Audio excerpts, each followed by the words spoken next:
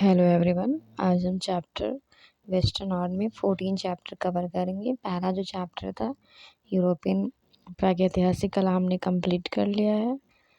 Then Mesopotamian की कला, then Egypt की कला, देन क्रीटन माइसीनियन की कला और यूनान की कला।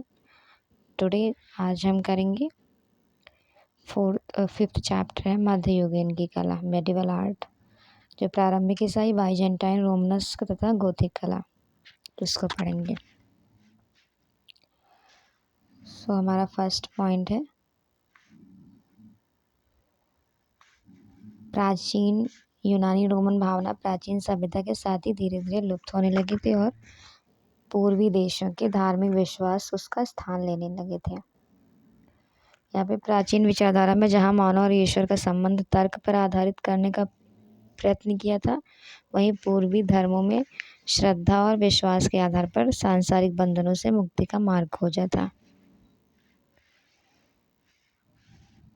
थर्ड पॉइंट इज इस समय के जो प्रचलित प्रमुख धर्म थे, यहूदी थे, ईसाई और इस्लाम में सर्वाधिक प्रबल ईसाई धर्म सिद्ध हुआ, जिससे यूरोप की जनता में शीघ्र बहुत अधिक आदर भाव प्राप्त कर लिया। इस पर आरंभ में मिस्र के प्राचीन धर्म का भी प्रभाव रहा था। देन विद्वानों का विचार है कि भारतीय संस्कृति विशेषतः बौद्ध धर्म की करुणा भावना ने ईसा मसीह और ईसाई धर्म के आंतरिक स्वरूप को बहुत प्रेरणा दी थी। नेक्स्ट पॉइंट है ईसाई कला का काल जो है विस्तार लगभग 15वीं सदी तक रहा है। तो ईसाई कला का काल जो है काल विस्तार इसका 15वीं सदी तक रहा है। नाउ जो ईसाई कला को निम्नलिखित युगों में बांटा गया है, तो इसके चार हैं। ईसाई कला को 4 भागों में बांटा गया है। पहला जो है प्रारंभिक ईसाई कला है, अर्ली क्रिश्चियन आर्ट है। इसका टाइम पीरियड 100 से 525 ईसा है। सेकंड जो है बाइजेंटाइन कला है, जो 330 से 1453। देन रोमनस्क कला है, जो 1100 से 1300 इस बीच का पीरियड है। और गोथिक लास्ट है 1135 से 1400। तो early Christian art, Byzantine, Romanesque and Gothic. तो पहले हम पढ़ेंगे अर्ली क्रिश्चियन पीरियड के बारे में। अर्ली क्रिश्चियन आर्ट, तो इसका टाइम पीरियड जो है अर्ली क्रिश्चियन आर्ट का 100 से 525 ईस्वी है। तो पूर्वी क्षेत्रों में 3 धर्मों का उदय हुआ, जिन्हें पश्चिमी क्षेत्र के आध्यात्मिक जीवन को अत्यंत प्रभावित किया। ये तीनों धर्म यहूदी, ईसाई, इस्लाम थे। देन यहूदी धर्म के जो संस्थापक थे, तो यहूदी धर्म के जो संस्थापक थे वो हजरत अब्राहम थे, जो 2000 वर्ष पूर्व हुए थे। अब्राहम के बाद यहूदी इतिहास का सबसे बड़ा नाम पैगंबर मूसा था। ईसाई धर्म की मूल प्रेरणा यहूदी धर्म से ली गई। ईसाई विश्वास के अनुसार जीसस ही मुक्ति दिलाने वाले मसीहा थे।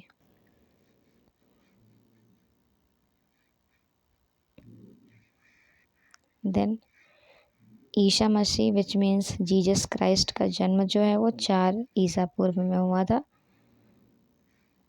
4 ईसा पूर्व में हुआ था। तो कहाँ हुआ था? तो जेरूशलम के बैतलहम में नामक गांव में इनका जन्म हुआ था।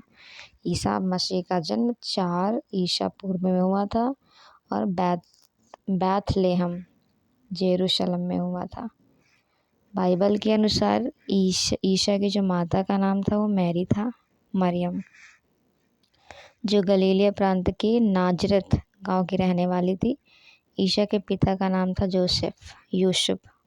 ये जो है इनके पिता जो हैं बढ़ई का काम करते थे, जोसेफ। ईसा के शिष्य कितने थे? तो ईसा के टोटल शिष्य थे 12, जिसमें से 2 प्रमुख थे, एंड्रूस और पीटर। एंड्रूस और पीटर इनके 2 जो शिष्य थे प्रमुख थे, वैसे टोटल 12 थे।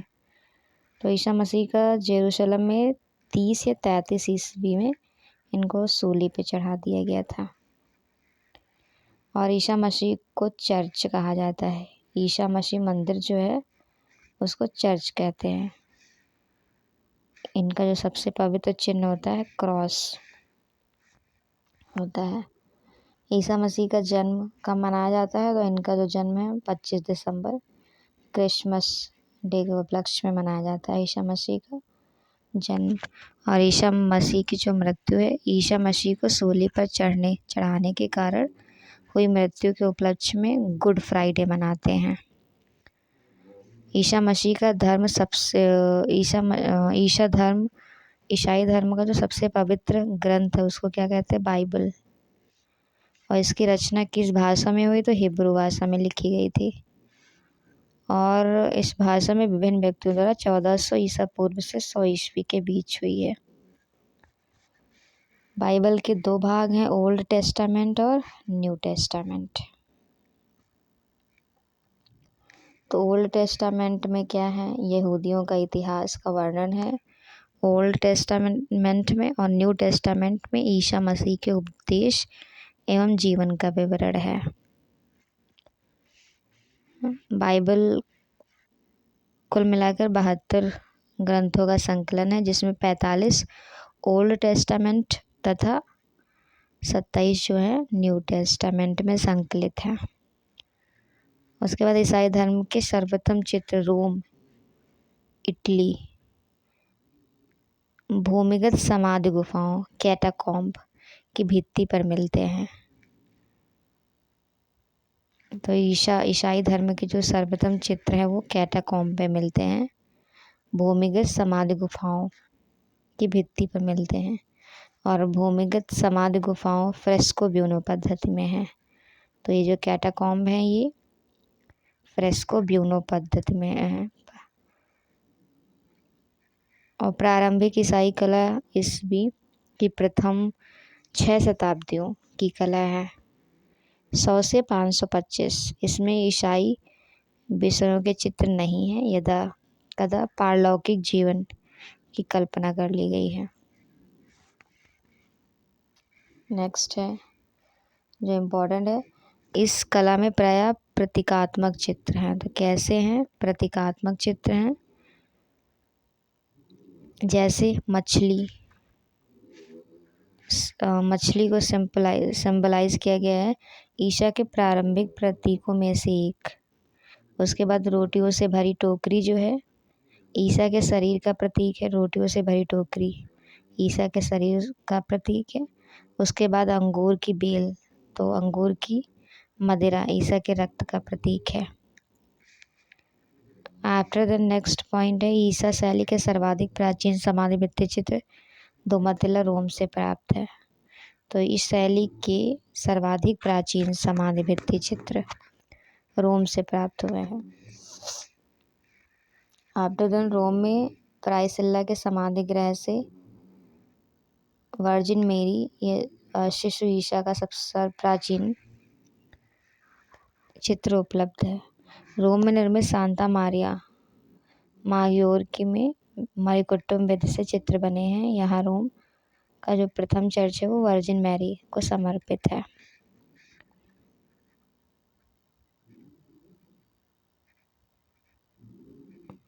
तो अर्ली क्रिश्चियन आर्ट कंप्लीट हो चुका है। दूसरा हम देखेंगे बाइजेंटाइन। इसका टाइम पीरियड है बाइजेंटाइन का 330 से 1453। तो जो बाइजेंटाइन है इसका प्राचीन यूनानी साम्राज्य की पूर्व जो राजधानी थी, जिसे सम्राट कॉन्स्टेंटाइन 330 ईस्वी में कॉन्स्टेंटिनोपल नाम देकर पूर्वी रोम साम्राज्य की राजधानी बनाया था। वर्तमान में इसको तुर्की देश का इस्तांबुल नगर है।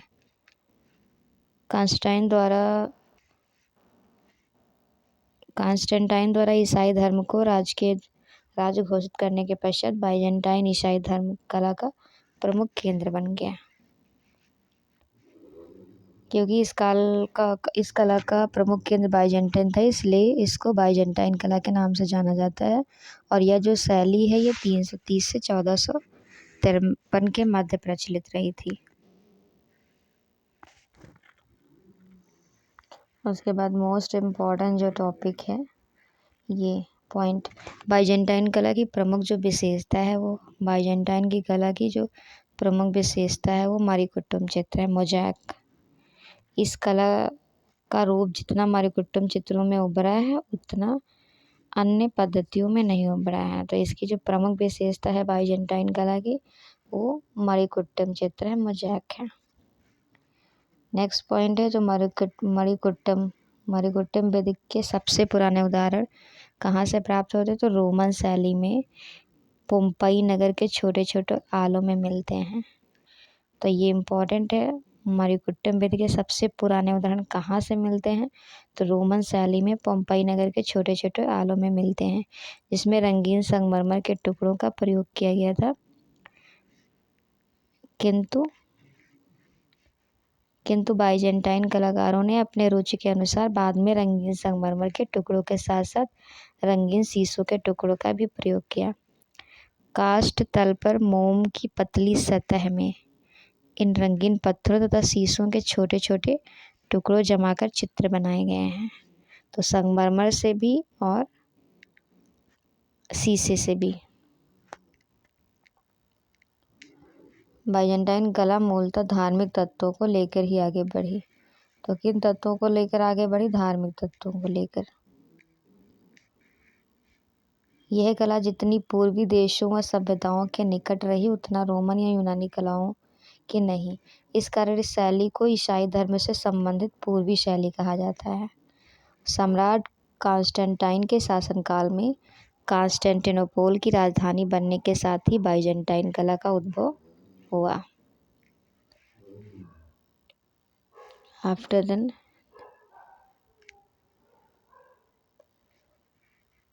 यह कला सम्राट जस्टिनियन प्रथम के शासनकाल में अपने चरमोत्कर्ष पर पहुंची। तो जो बाइजेंटाइन की कला है किसके समय में चरमोत्कर्ष पर पहुंची थी, तो जस्टिनियन प्रथम के शासनकाल में अपने चरमोत्कर्ष पर पहुंची थी, जिसका प्रमुख केंद्र क्या है, कॉन्स्टेंटिनोपल था। नेक्स्ट पॉइंट है, सम्राट जस्टिनियन के शासनकाल में इटली में निर्मित रेवेन्ना के सान वाइटल नामक गिरजाघर में इस कला का चरम उन्नति दिखाई देता है। तो इम्पोर्टेंट है, सम्राट जस्टिनियन के काल में इटली में निर्मित, तो ये जो रेवेन्ना के सान वाइटल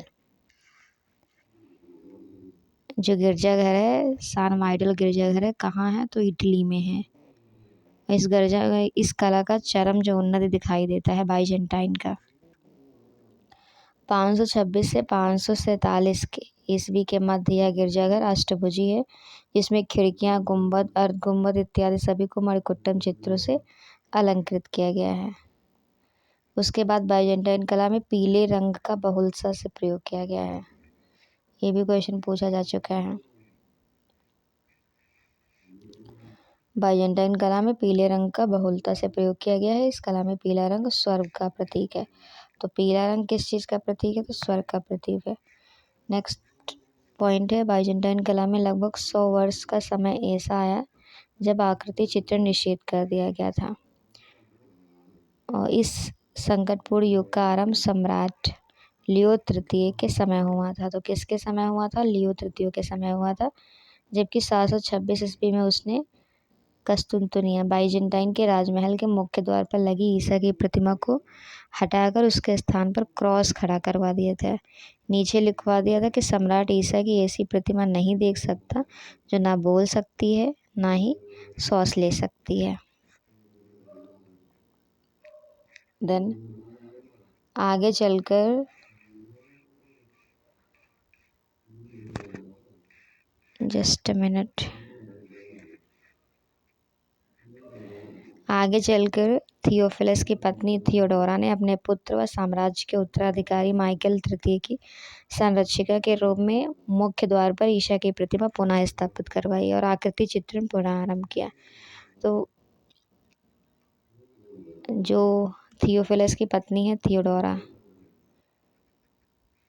अपने पुत्र व साम्राज्य के उत्तराधिकारी माइकल तृतीय की संरक्षिका के रूप में मुख्य द्वार पर ईसा की प्रतिमा पुनः निर्मित करवाई थी, स्थापित करवाई थी और आकृति चित्र पूरा आरंभ करवाया था थियोडोरा ने। नेक्स्ट जो पॉइंट है, बाइजेंटाइन कला की दूसरी बड़ी इमारत, ये है हेगिया सोफिया गिरजाघर। इस चर्च का निर्माण आज के 1479 वर्ष पूर्व 537 ईस्वी में इस्तांबुल तुर्की में हुआ था। तो ये जो हेगिया सोफिया गिरजाघर ये कहाँ है? टर्की में है।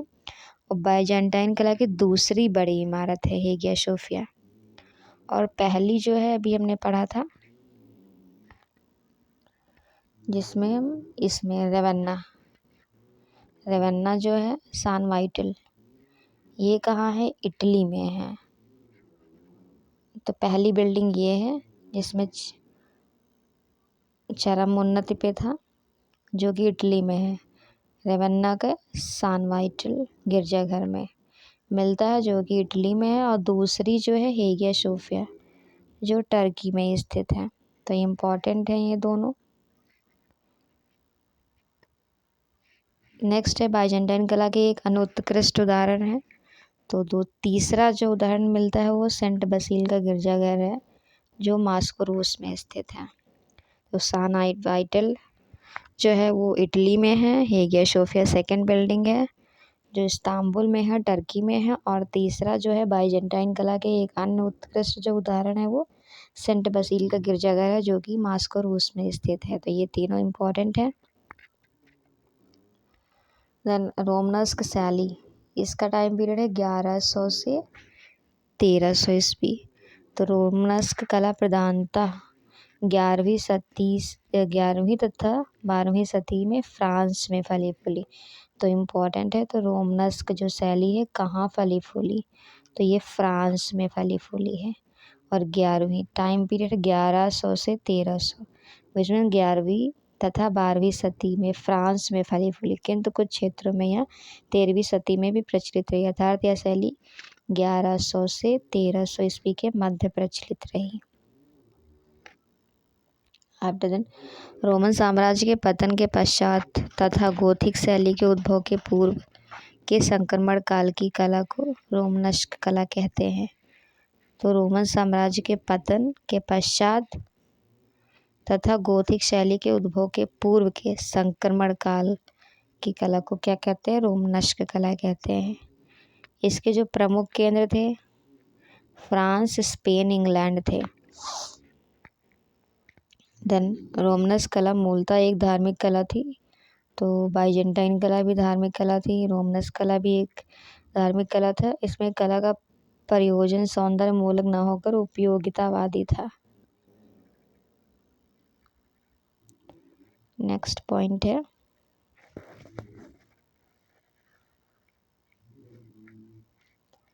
यद्यपि इस कला का जो मुख्य विषय है ईसाई धर्म के सीमाओं में बंधा रहा, तथापि इस कला में सर्वाधिक महत्व धातु निर्मित अवशेष पात्रों व वेदिकाओं का था। दूसरे गिरजाघर महत्वपूर्ण थे।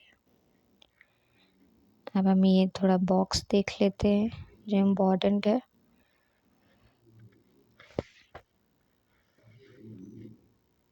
ईसा मसीह का जीवन चरित्र किस पुस्तक के आधार पर चित्रित किया गया है? तो न्यू टेस्टामेंट में।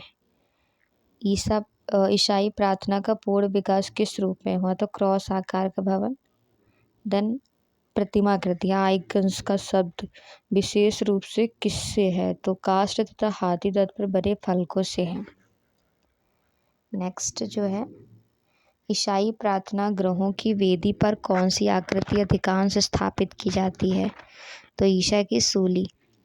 देन पैनल चित्र कौन से माध्यम में नहीं बनते? तो मूर्ति शिल्प में। बाइजेंटाइन कला में मणिकुट्टम कार्य की चरम उन्नति किस चर्च में हुए? तो सान वाइटल जो इटली में है। द्विफलक चित्र क्या है? पैनल चित्र को द्विफलक चित्र कहते हैं। चर्च की वेदी पर स्थापित किए जाने वाले चित्र को क्या कहते हैं? तो चर्च की वेदी पर जो चित्र स्थापित किए जाते हैं उनको ऑल्टर पीस बोलते हैं। नेक्स्ट पॉइंट जो है बाइजेंटाइन मूर्ति शिल्प पर किस शैली का विशेष प्रभाव था? तो बाइजेंटाइन मूर्ति शिल्प शैली पर हेलेनिस्टिक आर्ट का प्रभाव था। आफ्टर देन बाइजेंटाइन अलंकरणों में सबसे अधिक अमूर्त सजावट किससे की गई है? तो बाइजेंटाइन अलंकरणों में कूफी लिपि में सजावट की गई है। नेक्स्ट है इटैलो क्रीटन शैली कहाँ उत्पन्न हुई, तो क्रीट में। नेक्स्ट पॉइंट है कारोलिंजियन पुनरुत्थान जो 8वीं-9वीं शताब्दी के मध्य किस कला रूप में विशेषतः संबंधित है, तो पुस्तक चित्रण में। उसके बाद बाइजेंटाइन युग में आकृति विरोधी शासक कौन थे, लियो तृतीय तथा याजिद द्वितीय।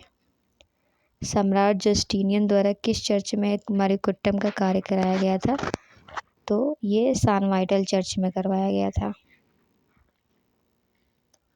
जो इटली में स्थित है।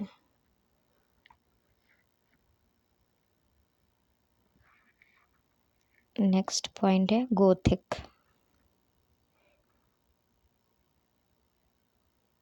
अर्ली क्रिश्चियन आर्ट हमने कंप्लीट किया है। उसके बाद रोमनस्क देन थर्ड जो है गोथिक आर्ट है।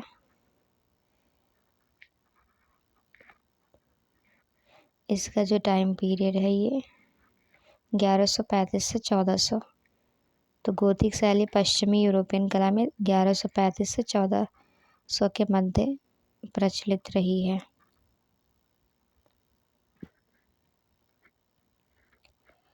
कला के संदर्भ में गोथिक शब्द का सर्वप्रथम प्रयोग 1530 ईस्वी में इटालियन कलाकार व इतिहासकार जो जॉर्जियो वसारी द्वारा किया गया था। तो गोथिक शब्द का प्रयोग 1530 में इटालियन कलाकार और इतिहासकार जॉर्जियो वसारी द्वारा किया गया था। ये इम्पोर्टेंट है। गोथिक शैली का आरंभ 12वीं शताब्दी में फ्रांस में हुआ था। After then Ile de France क्षेत्र जो पेरिस के आसपास फ्रांस के अंतर्गत क्षेत्र था, एक विशेष व सर्वथा भिन्न गिरजाघर वास्तुकला शैली का उदाहरण हुआ जिसे आज गोथिक शैली कहा जाता है।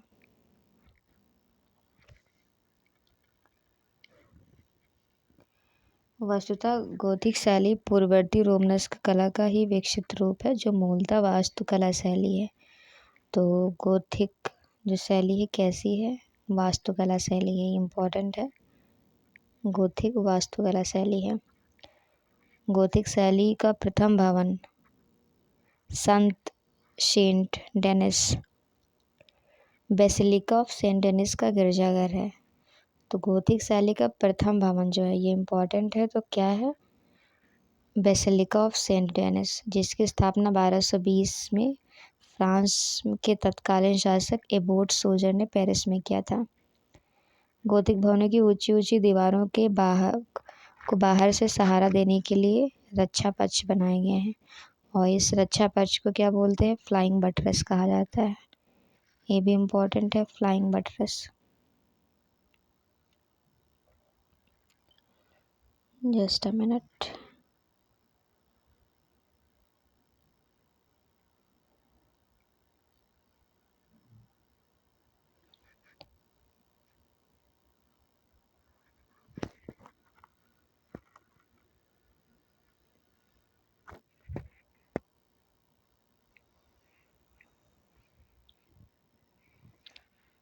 जो फ्लाइंग बटरेस का सर्वप्रथम प्रयोग कहाँ हुआ है, तो ये चार्टर्स गिरजाघर, चार्टर्स कैथेड्रल में हुआ है फ्लाइंग बटरेस का सर्वप्रथम प्रयोग, जिसका निर्माण 1194 से 1200 ईस्वी के मध्य फ्रांस में हुआ था।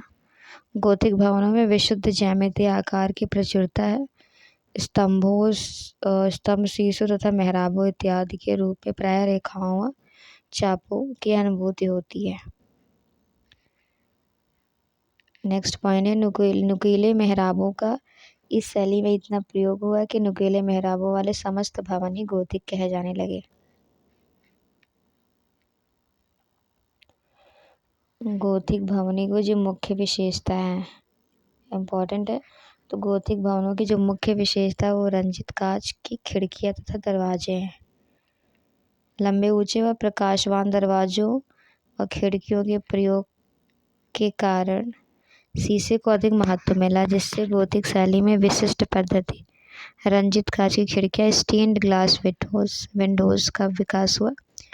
गोथिक स्टोन ग्लास चित्रकला को जर्मन दार्शनिक गेटे ने शांत संगीत फ्रोजन म्यूजिक के उपमा दी है। तो गोथिक की जो स्टेन ग्लास विंडो हैं इनको गोथिक स्टेन ग्लास चित्रकला को जर्मन दार्शनिक गेटे ने क्या बोला है? शांत संगीत या फ्रोजन म्यूजिक की उपमा दी है। उसके बाद गोथिक स्थापत्य में शीशा चित्र प्राय खिड़कियों में बने हैं। इनमें विभिन्न आकारों के रंगीन शीशों के टुकड़ों से चित्र बनाए गए हैं, जिसे क्या बोलते हैं? टिसराई कहते हैं। ये इम्पोर्टेंट है, परीक्षा में पूछा भी गया कि टिसराई किसे कहते हैं। तो स्मॉल जो क्यूब्स होते हैं उनको कहते हैं। गोथिक स्थापत्य में शीशा चित्र प्राय खिड़कियों में बने हैं, जिसमें विभिन्न आकारों में रंगीन शीशों के टुकड़ों से चित्र बनाए गए हैं और जिसे क्या बोलते हैं? टिसराई बोलते हैं। तो टिसराई किससे रिलेटेड है? गोथिक से। कांच को नेक्स्ट है, कांच को धातु ऑक्साइड मेटेलिक ऑक्साइड के मिश्रण द्वारा रंगीन बनाया जाता था। 12वीं शताब्दी के प्रारंभ का ऑक्सबर्ग कैथेड्रल के सम्राट डेविड का बना चित्र इस तरह के सबसे पुराने उदाहरणों में से एक है। फ्रांस में चार्ट्रेस कैथेड्रल से 13वीं सदी का एक और सबसे प्राचीन रंगीन कांच का उदाहरण प्राप्त होता है।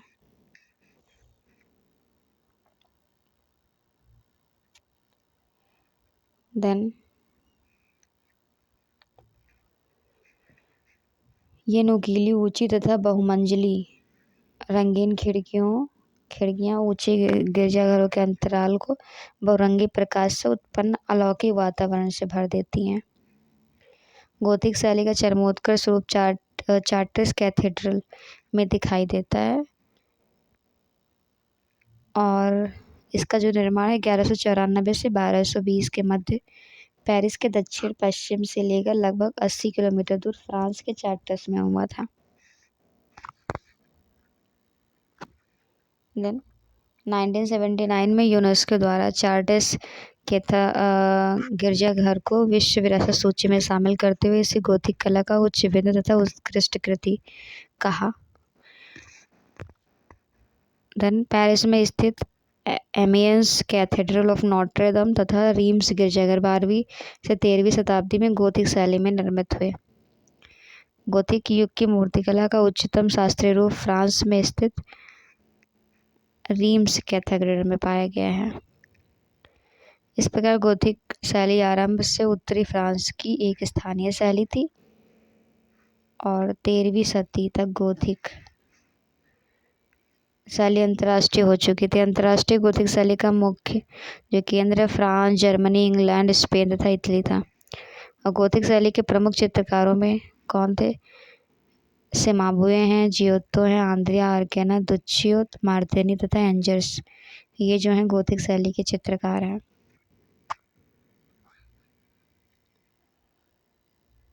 अब हम ये बॉक्स देख लेते हैं, इम्पोर्टेंट जो बॉक्स है, जो महत्वपूर्ण तथ्य हैं। गोथिक शैली किस कला रूप से मुख्यतः संबंधित है? तो ये वास्तु शैली से है। सेकंड, गोथिक वास्तु में किस प्रकार की छतों का निर्माण हुआ है? तो परस्पर संबंधित चाप। गोथिक दरवाजे तथा खिड़कियों का शीर्ष भाग किस प्रकार का है? तो नुकीला मेहराब है। देन गोथिक दरवाजे तथा खिड़कियां किस प्रकार के हैं? लंबे हैं। गोथिक भवनों की मुख्य विशेषता है रंजित कांच की खिड़कियां तथा दरवाजे, नुकीली मेहराब, ऊर्ध्वलयात्मक निर्माण इत्यादि। नेक्स्ट है फ्लाइंग बटरेस क्या है? तो गोथिक भवनों की ऊंची ऊंची दीवारों को बाहर से सहारा देने के लिए बनाए गए रक्षा कवच फ्लाइंग बटरेस कहते हैं। नेक्स्ट है उच्च गोथिक शैली की क्या विशेषता है? तो ये ऊर्ध्वलयात्मक विच मीन्स वर्टिकली, जिसे प्रलंब अध्याय परपेंडिकुलर फेस भी कहते हैं। नेक्स्ट है गोथिक भवनों में लंबे आकार की मूर्तियों का प्रयोग किस स्थान पर हुआ है? तो ये स्तंभों पर प्रयोग हुआ है। देन गोथिक मूर्ति शिल्प की मुख्य विशेषता क्या है? तो अलंकारिकता है। अलंकारिकता का परित्याग है, तकनीकी कुशलता, सादृश्य तथा मानववादी भावना। नेक्स्ट है रंजित कांच का कार्य किस चर्च में विशेष रूप से सुंदर माना जाता है? तो चार्ट्रेस में। नेक्स्ट है, इनमें से कौन सा गोथिक चित्रकार चित्रकला के अतिरिक्त वास्तु मूर्ति तथा काव्य कलाओं में भी निपुण था? तो आंद्रिया आर्केना जो थे ये गोथिक शैली के चित्रकार थे जो वास्तु मूर्ति तथा काव्य कलाओं में निपुण थे। आंद्रिया आर्केना इम्पोर्टेंट है ये। कौन सा गोथिक चित्रकार वास्तुशिल्पी भी था? तो ये जियोत्तो जो है ये वास्तुशिल्पी भी थे। नेक्स्ट है, गोथिक चित्र शैली की मुख्य विशेषता क्या है? तो रंजित कांच की खिड़कियाँ। नेक्स्ट है, रंगीन अल्बास्टर शिल्प किस देश की गोथिक कला की विशेषता है? तो इंग्लिश गोथिक कला की। नेक्स्ट है, दुच्चियो और जियोत्तो किस कला के पिता कहे जाते हैं? तो ये दुच्चियो जो है ये सिएना की चित्रकला के पिता तथा जियोत्तो पुनर्जागरण।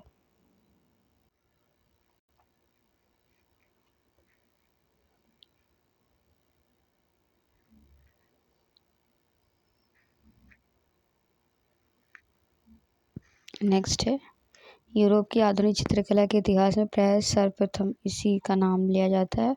वह जियोत्तो का गुरु भी था। देन सिम्बाब्वे की एकमात्र अवशिष्ट प्रमाणिक जो कृति है वो पीसा का उपासना गृह। तो सिम्बाब्वे का जो एकमात्र चित्र है वो है पीसा का उपासना गृह में अंकित सेंट जॉन का विशाल मरिकुट्टम चित्र है जिसे 1302 में पूर्ण किया था। उसके बाद हम जियोत्तो देखेंगे तो इनका पीरियड 1267 से 1337 है। तो वह प्रथम चित्रकार था जियोत्तो। जो ये प्रथम चित्रकार थे जिसने प्रकृति की अनुकृति करने का प्रयास किया। फ्लोरेंस के महान कलाकारों में जियोत्तो प्रथम था और वह सिम्बाब्वे का शिष्य था जियोत्तो। नेक्स्ट है, उसने इटालियन कला के स्वरूप को परिवर्तित कर सुस्थिर करने का सफल प्रयास किया। जियोत्तो का जो सर्वश्रेष्ठ फ्रेस्को चित्र है वो पादुआ के एरिना चैपल या स्क्रोवेगनी चैपल की भित्तियों पर अंकित है। इस भित्ति में कुमारी का जीवन लाइफ ऑफ द वर्जिन और ईसा का जीवन लाइफ ऑफ क्राइस्ट चित्रित किया गया है। ये जियोत्तो के चित्र हैं, कुमारी का जीवन लाइफ ऑफ द वर्जिन और life of Christ. Then kiss of Judas Giotto द्वारा स्क्रोवेगनी चैपल पादुआ इटली में अंकित प्रसिद्ध भित्ति चित्र है। किस ऑफ जुडास जियोत्तो ने बनाया है। आफ्टर देन एसिसी के चर्च की भित्तियों पर सेंट फ्रांसिस के जीवन वृत्त पर बनाए गए 28 चित्र जियोत्तो के उत्तम कला कौशल के ज्वलंत उदाहरण हैं। नेक्स्ट है, दैवीय भाव युक्त शांत आकृतियों के स्थान पर मानवीय भावों से परिपूर्ण कार्यकलापों को प्रस्तुत करने वाला वह प्रथम गोथिक कलाकार था।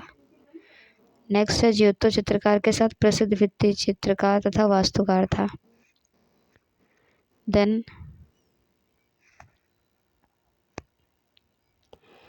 जियोत्तो गोथिक युग का वह चित्रकार था जिसके चित्रों ने पुनर्जागरण काल की चित्रकला को जन्म दिया। देन निसंदेह सर्वप्रथम 13वीं और 14वीं सदी में जियोत्तो ने ही इटालियन चित्रकला को बाइजेंटाइन रूढ़वादी से मुक्त करने का प्रयास किया। इसी आधार पर उसे फादर ऑफ मॉडर्न चैंटिंग की उपाधि से संबोधित किया गया है। देन हम पढ़ेंगे आंद्रिया आर्केना। जो आंद्रिया आर्केना है गोथिक शैली के चित्रकार थे। इनका टाइम पीरियड 1308 से 1369। आंद्रिया, इनका जो पूरा नाम हो आंद्रिया दी शियोनो दी आर्केना, ये इटावली चित्रकार मूर्तिकार और फ्लोरेंस का सक्रिय वास्तुकार भी था। आंद्रिया आर्केना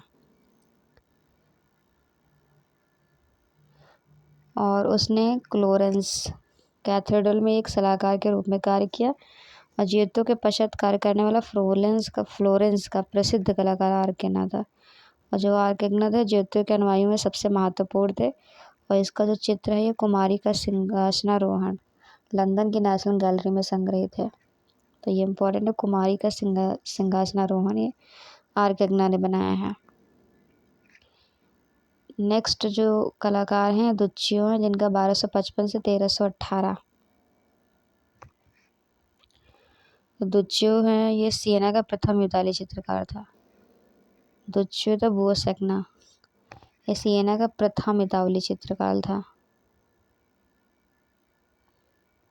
देन जिस प्रकार फ्लोरेंस की कला में जियोत्तो का महत्व है, उसी प्रकार सिएना की कला में दुच्चियो का महत्व है। दुच्चियो को सिएना का चित्रकला का पिता कहते हैं। तो दुच्चियो इम्पोर्टेंट है। 1285 में फ्लोरेंस की सांता मारिया नोएल्ला टेम्परा और स्वर्ण माध्यम के पैनल पर एक चर्च की वेदिका हेतु उसने रोसेले मेडोना का एक विशाल चित्र अब ऊफिजी गैलरी फ्लोरेंस में प्रदर्शित किया गया है। साइमन मार्टिनी, ये भी गोथिक शैली के चित्रकार हैं। 1284 से 1344। ये सिएना का दूसरा प्रसिद्ध कलाकार है। साइमन मार्टिनी, जो ये दुच्चियो के शिष्य थे। साइमन मार्टिनी, तो जो मार्टिनी है, मार्टिनी का प्रारंभिक इताली चित्रकला अंतर्राष्ट्रीय गोथिक कला के विकास में बड़ी भागीदारी इनकी थी। पेट्रार्क का वर्जिल उनका महत्वपूर्ण काम है। और साइमन मार्टिनी का सरफेस चित्र सेंट मार्क और तथा सेंट एंसनस के साथ उद्घोषणा, जो अब ऊफिजी गैलरी फ्लोरेंस में सुरक्षित है। इस चित्र को एक पैनल पर टेम्परा माध्यम में बनाया गया है।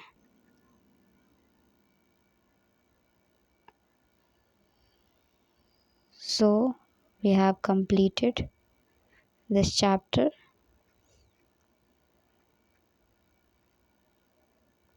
मेडिवल आर्ट हमने कंप्लीट कर लिया, जिसमें प्रारंभिक ईसाई, बाइजेंटाइन, रोमरस्क तथा गोथिक कला आता है। सो ऑब्जेक्टिव क्वेश्चन ये हम कल के वीडियो में नेक्स्ट वीडियो में सॉल्व करेंगे। Thank you so much everyone for watching this video.